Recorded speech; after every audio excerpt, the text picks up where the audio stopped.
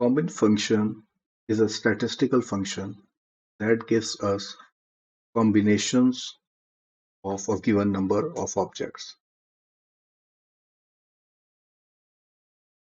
For example, if I have a collection of these four objects A, B, C, D, so I can make combination of two AB, AC, AD, BC, BD, and CD. These are six combinations that I can make. Like this Excel function can tell me if there are four objects and I have to make combination of two, then I can make up to six combinations.